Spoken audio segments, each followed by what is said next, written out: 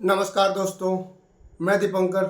आज इस वीडियो में डिस्कस करूंगा कम डिग्री में फाइनेंस में ज़्यादा पैसा कैसे कमाएं। देखिए, आज के दिन फाइनेंस में लोग इसीलिए जुड़ना चाहते हैं। बेसिकली जो लोग कम डिग्री वाले कैंडिडेट वो फाइनेंस में इसलिए जुड़ना चाहते हैं क्योंकि उनको लगता है कि मैं यहाँ पे कम डिग्री में भी ज़्यादा पैसा कमा सकता हूँ। और बेसिकली फाइनेंस में ऐसा ही होता है। माइक्रो फाइनेंस अभी भी ऐसे माइक्रो फाइनेंस कंपनी है जिसमें 10 पास कैंडिडेट को भी जो है ज्वाइनिंग करवाया जाता है। तो मैंने जब फाइनेंस में माइक्रो फाइनेंस या फाइनेंस रिलेटेड वीडियो बनाना इसलिए शुरू किया था क्योंकि फाइनेंस इंडस्ट्री एक ऐसा इंडस्ट्री है जहाँ पे बहुत कम क्वालिफिकेशन में आप जो है अच्छा पैसा कमा सकते हो। तो आज मैं इस वीडियो में डिस्कस करूँगा कि फाइनेंस में आप कैसे ज़्यादा पैसा कमा सकते हो। फाइनेंस में जो भी कंपनी प्रेशर देता है किस तरह के प्रेशर रहता है और ये जो प्रेशर है इस प्रेशर को कैसे कंट्रोल करके आप आगे बढ़ सकते हो। क्योंकि लोग काम करता है पैसे के लिए। अगर एक ही टाइम पे काम करने के लिए एक जगह पे 500 रुपये मिलता है और सेम 8 घंटा काम करने के लिए एक जगह पे 1500 रुपये मिलता है, तो आप 1500 जहाँ पे मिल रहा है वहीं पे भी ज्वाइन करेंगे। और बेसिकली यही होना चाहिए। लेकिन एक सर्टेन टाइम के बाद पैसे के साथ साथ मेंटल सेटिस्फेक्शन भी बहुत ज़्यादा ज़रूरी हो जाता है। मेंटल सेटिस्फेक्शन बहुत ही ज़रूरी हो जाता है। तो अगर आपके पास मेंटल सेटिस्फेक्शन नहीं होगा, टॉक्सिक वर्किंग कल्चर के कारण, मेंटल सेटिस्फेक्शन नहीं होने के कारण और बहुत ज़्यादा प्रेशर होने के कारण जो है बहुत सारे कैंडिडेट फाइनेंस से नौकरी छोड़ रहा है। तो इसीलिए मैं यहाँ पे डिस्कस भी कर लूँगा कि एक्चुअल में फाइनेंस में बेसिकली किस तरह का प्रेशर होता है, प्रेशर क्या होता है, ताकि आप लोगों को भी थोड़ा इन्फॉर्मेशन या नॉलेज मिल जाए। लेकिन मेन टॉपिक में जाने से पहले बताना चाहूँगा दोस्तों, मैं Dipankar basically finance related content बनाता हूँ और नया नया वैकेंसी का भी वीडियो डालता हूँ और मैं खुद फाइनेंस में काम करता हूँ। तो अगर आप फाइनेंस में अपना करियर शुरू करना चाहते हो, फाइनेंस रिलेटेड जॉब में ज्वाइन करने से पहले फाइनेंस को जानना चाहते हो, आप प्लीज़ मेरे चैनल को लाइक, सब्सक्राइब, कमेंट करके शेयर करके रख दीजिएगा ताकि इसके बाद जो भी मैं वीडियो डालूँ उसका नोटिफिकेशन आपके पास तुरंत चला आए। देखिए, फाइनेंस में बेसिकली कंपनी तभी ज़्यादा पैसा आपको देगा जब आपके पास प्रॉपर एक्सपीरियंस बन जाएगा। और कंपनी एक्सपीरियंस लोगों को ज़्यादा पैसा क्यों देता है, पहले ये डिस्कस कर लेते हैं। देखिए, सपोज एक कंपनी में आप 2 साल से एक ही एरिया में काम करते हैं as a business loan executive. जब आप एक एरिया में 2 साल से काम कर रहे हो मतलब क्या होता है, आपको पूरा एरिया के बारे में पता चल गया होगा और आप 2 साल से एक ही कंपनी में टिके हुए हैं, मतलब आपका परफॉर्मेंस भी बढ़िया है। क्योंकि अगर आपके पास परफॉर्मेंस अच्छा नहीं रहेगा तो फिर आप एक कंपनी में ज़्यादा दिन काम नहीं कर पाएंगे। तीसरा पॉइंट ये है कि आपको जो है उस एरिया में जितने भी बिजनेस लोन का पोर्टफोलियो है वो आपके पास ऑटोमेटिकली है। तो अगर आप एक कंपनी में 15,000 सैलरी में काम कर रहे हो, इंसेंटिव कमा के 30,000 हो जाता है, तो सपोज उसी का मार्केट में एक कंपनी आएगा, नया कंपनी, फिर आपको 25,000 दे के हायर करेगा। क्यों 25,000 दे के हायर करेगा? क्योंकि जो है कंपनी को बिजनेस करना है और आपके पास ऑलरेडी पोर्टफोलियो है और आपके पास अच्छा पोर्टफोलियो है। अच्छा पोर्टफोलियो एक लोन ऑफिसर के लिए कौन सा कस्टमर होता है? जो कस्टमर सही टाइम पे पैसा भरता है। और एक कस्टमर के लिए एक अच्छा लोन ऑफिसर क्या होता है? जो लोन कंपनी सही टाइम पे कस्टमर को पैसा दे। तो अगर आपके पास अच्छा पोर्टफोलियो होगा, अच्छा एक्सपीरियंस होगा, तो क्या करेगा? कंपनी आपको हायर करेगा। क्योंकि ऑलरेडी आप उस सेक्टर में काम कर चुके हो, तो कंपनी को आपको ट्रेनिंग भी नहीं देना पड़ेगा और फर्स्ट दिन से आप कंपनी को प्रोडक्टिविटी देना चालू कर देंगे। तीसरा पॉइंट ये है कि आपके पीछे कंपनी का कोई ट्रेनिंग का पैसा खर्चा नहीं होगा।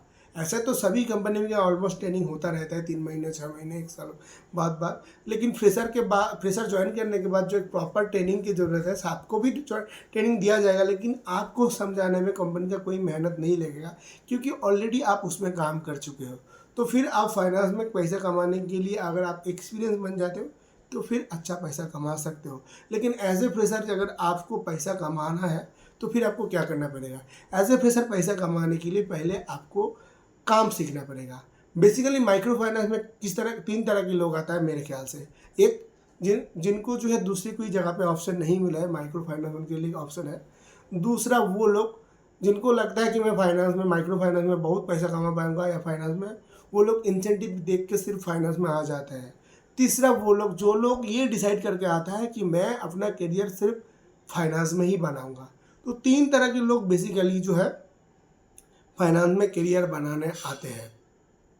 और जो पहला वाला जिनको कहीं भी ऑप्शन नहीं मिल रहा है वो लोग क्या करता है, आने के बाद 60% 70% इसमें टिक जाता है, क्योंकि उनको लगता है कि मेरे पास कोई ऑप्शन नहीं है तो मेरे को करना पड़ेगा, तो वो लोग सर्वाइव करके काम कर लेते हैं। दूसरा ऑप्शन जो जो लोग ये सोच के आया था कि फाइनेंस में बहुत पैसा मिलेगा, लेकिन उनको ये नहीं पता था कि पैसा कमाना अगर इतना इजी होता तो इतने लोग फाइनेंशियल टर्मिनेशन या एब्सकॉन्डिंग भी नहीं होता। तो बेसिकली वो लोग ये सोच के आता है कि फाइनेंस में मैं बहुत पैसा कमाऊंगा, लेकिन एक्चुअल में ऐसा नहीं होता है। फाइनेंस में अगर आपको पैसा कमाना है तो फिर काम सीखना पड़ेगा, और वो लोग एक्सपेक्टेशन करके यही आता है कि मैं नेक्स्ट महीने से पैसा कमाना चालू कर दूंगा, और काम से ज़्यादा पैसा में फोकस करता है, तो उसमें से कुछ टिक पाता है, कुछ लोग नहीं टिक पाता है। और तीसरे पोजीशन में आता है वो लोग जो लोग ये डिसाइड करके आता है कि आज भले ही मैं माइक्रो फाइनेंस में करियर शुरू करूंगा, लेकिन जो है फ्यूचर में कोई भी मैं एनबीएफसी या बैंकिंग में सीनियर पोजीशन में बैठ जाऊंगा। जो तीसरे ऑप्शन वाला वो लोग है, इसमें से भी कुछ लोग टिक पाता है और इस कुछ लोग छोड़ के चला जाता है। बेसिकली 3 तरह के लोग ही फाइनेंस में आता है मेरे ख्याल से। और मैं आपको बताना चाहूँगा, फाइनेंस में जब आप नए नए ज्वाइनिंग करेंगे, आपको जो है पहले फील्ड में रगड़ना पड़ेगा। रगड़ना मतलब क्या होता है, काम सीखना पड़ेगा। ऐसा नहीं कि अगर आप सिर्फ कंपनी में ज्वाइनिंग करके हो, फील्ड में सीनियर के साथ जा रहे हो, ऐसा नहीं। आपको देखना पड़ेगा कि आपके जो है सीनियर कैसे कस्टमर को कन्विंस कर रहा है लोन सेल करने के लिए, कैसे वो कलेक्शन को मैनेज कर रहा है, क्योंकि कंपनी चलता है कलेक्शन से, और कंपनी का जो है बिजनेस भी जितना ज़रूरी है कलेक्शन भी उतना ज़रूरी है। बिजनेस नहीं होगा तो बिजनेस आगे नहीं बढ़ेगा, कलेक्शन नहीं आएगा तो फिर कंपनी का पैसा रिटर्न नहीं आएगा, प्रॉफिट नहीं होगा। बिजनेस एंड कलेक्शन दोनों ही ज़रूरी होता है एक फाइनेंस कंपनी के लिए। अगर आप किस में जाएंगे, सेल्स या कलेक्शन में, ये तो आपको डिसाइड करना पड़ेगा। सेल्स रिलेटेड, कलेक्शन रिलेटेड मेरे चैनल पे ऑलरेडी वीडियो है, लेकिन मैं आपको बताना चाहूँगा माइक्रो फाइनेंस में सेल्स एंड कलेक्शन दोनों एक साथ होता है। तो माइक्रो फाइनेंस का एक्सपीरियंस जो फ्यूचर में सबसे ज़्यादा आपको काम आएगा, क्योंकि आपके पास दोनों एक्सपीरियंस है, तो फ्यूचर में आपको पता चल जाएगा कि आपको क्या करना पड़ेगा। आप खुद डिसाइड कर पाएंगे, क्योंकि जब आप माइक्रो फाइनेंस में काम करेंगे, लोन सेल्स भी करेंगे, और एक साथ आपके पास जब भी ओडी कस्टमर जाएगा वहाँ पे जब आप कलेक्शन करेंगे तो कलेक्शन का भी एक्सपीरियंस आएगा। तो ये सारी चीज़ बेसिकली सीखना पड़ेगा। 2-3 महीने आपके ऊपर बहुत मतलब प्रेशर आएगा, बहुत मेहनत करना पड़ेगा। प्रेशर एक्चुअल में फाइनेंस में क्या होता है, प्रेशर एक्चुअल में यही होता है कि सपोज कंपनी ने आपको आज पूरे दिन में टारगेट दिया कि आपको जो है 5 नया फॉर्म भरना पड़ेगा, लेकिन आपसे 3 ही होता है। लेकिन जब मतलब 3 हर दिन माइक्रो फाइनेंस या बैंकिंग का एक टारगेट दिया जाता है। टारगेट क्या होता है कि आपको पूरे दिन में आज 3 फॉर्म भरना पड़ेगा या 5 फॉर्म भरना पड़ेगा, 98% कलेक्शन करना पड़ेगा। ये माइक्रो फाइनेंस के लिए। बैंक में अगर आप काम करते हो तो बैंक में आपका बहुत सारा प्रोडक्ट का टारगेट देता है। तो मैं सिर्फ यहाँ पे माइक्रो फाइनेंस पर डिस्कस करता हूँ कि आपको टारगेट दिया गया कि आज को 5 आपका जो है नया फॉर्म भरना पड़ेगा, और जो है 90% कलेक्शन करना पड़ेगा। पूरे दिन काम करने के बाद जब 4 बजे 5 बजे तक आपने क्या किया, 3 फॉर्म भरा, और आपका कलेक्शन जो है 75% हुआ, 5% नहीं हुआ। उस टाइम में आपका मैनेजर बोलेगा कि आपको जो है किसी भी तरह मैनेज करके 5% कलेक्शन करना पड़ेगा और 2 फॉर्म भरना पड़ेगा, हमको किसी भी हालत में चाहिए।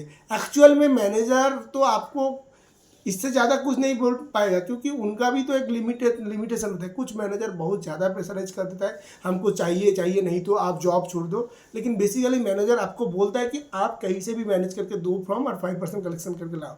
एक्चुअल में अगर आप नहीं लाते हो तो क्या करेगा, कंपनी आपको भगा देगा? नहीं भगाएगा, भगाने का भी एक फॉर्मेलिटी होगा। लेकिन एक्चुअल में ये जो चीज़ है ना, ये चीज़ जो है, ये बातें बहुत सारे बच्चे नहीं सुनना चाहते हैं, क्योंकि पूरा दिन मेहनत करने के बाद दूसरों की बात कौन सुनना चाहेगा। तो मैक्सिमम टाइम जो होता है, बहुत सारे कैंडिडेट ये सारे चीज़ सुन के ही डर जाता है, छोड़ भी देता है। लेकिन मैं आपको बताना चाहूँगा, अगर आपका मैनेजर अच्छा रहेगा, पूरा दिन काम करने के बाद डांटेगा, लेकिन शाम को मोटिवेट भी करेगा कि आपका पूरे दिन में क्या हुआ। एक पहले तो डांट दिया, 1 घंटे के बाद जब अच्छा मैनेजर होगा फिर बोलेगा कि आपने कोशिश किया था। हाँ सर किया था। आप बोलेंगे कोशिश किया था, हुआ? बोले नहीं हुआ सर, 1 हुआ। चलो ठीक है, तुमने कोशिश तो किया। तो इसके साथ साथ मैनेजर मोटिव भी करेंगे। एक सर्टेन टाइम बाद जब आपको कंपनी टारगेट देगा ना, आपका पूरा टारगेट ऑटोमेटिकली कंप्लीट होना चालू हो जाएगा। जब आपका टारगेट कंप्लीट होगा तब आपका अच्छा इंसेंटिव आएगा। जब आपको इंसेंटिव आएगा तब आपको मज़ा आना चालू हो जाएगा। तो बेसिकली फाइनेंस में इसी तरह की मतलब प्रेशर आ जाता है। प्रेशर क्या होता है, मार्केट में उनको पता है कि आज इनका पूरे दिन में 3 ही होगा, लेकिन वो आपको जो है ज़्यादा प्रोडक्टिविटी के लिए टारगेट देता है। सपोज आज आपका पूरे दिन में पीटीपी है, पीटीपी मतलब प्रॉमिस टू पे है, 5 कस्टमर ओडी कस्टमर आपको पैसा देगा, लेकिन मैनेजर आपको बोल दिया कि पूरे दिन में आपको 10 करना पड़ेगा, ये 5 तो आपके थैली में है क्योंकि आपने ऑलरेडी उसको डेट फिक्स करके रखा है। ये जो 5 एक्स्ट्रा आपको टारगेट दिया गया है, ये सारी चीज़ आपको अगर 5 जो एक्स्ट्रा दिया है इसमें से अगर आप 3 भी कर लेंगे तो भी मैनेजर आपको अप्रिशिएट कर लेगा। लेकिन ये तीनों करने के लिए आपको बहुत मेहनत, बहुत फील्ड में दौड़ना पड़ेगा। लेकिन एक सर्टेन टाइम के बाद जब ये सारी चीज़ आपको पता चल जाएगा, आप एक्सपीरियंस बन जाएंगे, तब आपको पता चल जाएगा कि कौन सा टाइम पे क्या करना चाहिए, कौन सा टाइम पे क्या डिसीजन लेना चाहिए, क्या पहले करना चाहिए, किससे आपका प्रोडक्टिविटी बढ़ेगा, किससे आपका इंसेंटिव बढ़ेगा। सारी चीज़ जब आपको पता चल जाएगा तब आप जो है अच्छा पैसा भी कमा सकते हो, और आपके पास जब एक्सपीरियंस बन जाएगा तो अच्छे अच्छे कंपनी से अच्छे सैलरी में ऑफर भी आ जाएगा। और एक चीज़ मैं बताना चाहूँगा, बहुत सारे कैंडिडेट से इंसेंटिव के लिए ज्वाइनिंग करना चाहते हो तो मैं आपको बताना चाहूँगा कि अगर आप इंसेंटिव कमाना चाहते हो तो काम सीखना पड़ेगा। अगर आप एक ड्रीम कंपनी में ज्वाइनिंग करना चाहते हो, पहली एक बड़ा कंपनी में जाएंगे ना तो वहाँ पे आप प्रेशर नहीं झेल पाएंगे। तो आपसे निवेदन करूँगा कि अगर आपके पास डिग्री कम है और आप आगे पैसा कमाना चाहते हो तो कि आप शुरू कीजिए एक छोटा मोटा कंपनी से, क्योंकि छोटा मोटा कंपनी उतना ज़्यादा एक्सपीरियंस भी नहीं मांगेगा और बहुत ज़्यादा सैलरी भी नहीं होता है। लेकिन जब आप एक्सपीरियंस बन जाएंगे तब आप अच्छे कंपनी में अच्छे सैलरी में ज्वाइनिंग कर पाएंगे, क्योंकि जब अच्छे कंपनी में जाएंगे उसके पास पैसे का कोई कम नहीं होगा, तो फंडिंग बहुत ही ज़्यादा करता है बिजनेस का प्रेशर, तब आप आराम से झेल पाएंगे जब आपके पास एक प्रॉपर एक्सपीरियंस बन जाएगा। चलिए आज का वीडियो यही खत्म करते हैं। इसी तरह के इन्फॉर्मेशन कंटेंट के लिए चैनल को सब्सक्राइब कीजिए, कमेंट कीजिए, शेयर कीजिए। धन्यवाद।